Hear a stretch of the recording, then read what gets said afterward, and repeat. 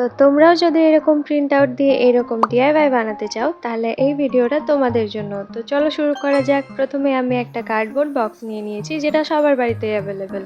তারপরে আমি কাটার দিয়ে এর উপরের পার্টটুকু কেটে ফেলবো। বক্সের উপরটা আমি এইভাবে কেটে নেব। কেটে নেওয়ার পরে আমি এর উপর মাস্কিং টেপ লাগিয়েছিলাম, যাতে এর বর্ডারটা খুব সুন্দর এবং মসৃণ দেখায়। তারপরে আমি এর উপর গ্লু লাগিয়ে নিচ্ছি, আর সাইজ মতো কেটে নিয়েছিলাম এই প্রিন্ট আউটগুলো, আর চারপাশটায় আমি গ্লু দিয়ে লাগিয়ে নিচ্ছি। তারপর প্রিন্ট আউটের এক্সট্রা পার্টগুলোতে আমি গ্লু লাগিয়ে নিচ্ছি, আর এইভাবে বক্সের গায়ে লাগিয়ে নিচ্ছি। আর কর্নারগুলোকে আমি যেভাবে কাটবো ঠিক সেইভাবেই কেটে গ্লু দিয়ে আবারও অ্যাটাচ করে নিতে হবে, ঠিক এইভাবে। তো আমাদের cute DIY storage box ready হয়ে গেছে। এবার আমি এর মধ্যে কিছু জিনিস অর্গানাইজ করে নিব, যা আমার ঘরে এলোমেলো হয়ে পড়ে থাকে। তোমরা চাইলে এর মধ্যে যে কোনো জিনিস অর্গানাইজ করতে পারবে। ছড়িয়ে ছিটিয়ে থাকা জিনিসপত্রগুলো এইরকম স্টোরেজ বক্সে রাখলে জিনিসগুলো আগের থেকে অনেক বেশি অর্গানাইজ মনে হয়। তো চলো আমরা আরেকটা ডিআইওয়াই বানিয়ে ফেলি।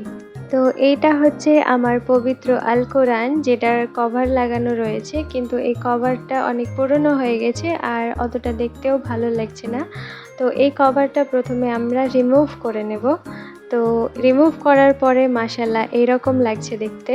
তারপরে অনেক সাবধানেই আমি এর ওপর গ্লু লাগিয়ে নিচ্ছি, আর গ্লু লাগানোর পরেই আমি হাত দিয়েই এর উপরে পুরোটাকে ছড়িয়ে নিচ্ছি। তারপরে A4 সাইজের প্রিন্ট আউটটা পুরোটাই আমি এর উপরে লাগিয়ে নিচ্ছি, কারণ এক্সট্রা পার্টগুলোকে আমি আবার মলাটের মতো লাগাবো, যেভাবে আমরা ছোটবেলায় বইয়ে মলাট লাগাতাম। সাইডের যে এক্সট্রা পার্টটা আমি রেখেছিলাম এইভাবে আমি গ্লু দিয়ে এখানে লাগিয়ে নিব, আর তারপরে যে কর্নারটা রয়েছে আমি সেটাকে কেটে নিয়ে তার সাইডটা ঠিক এইভাবে লাগিয়ে নিব। এই কাজটা আসলে খুব সহজ, তোমরা একবার দেখলেই বুঝতে পারবে।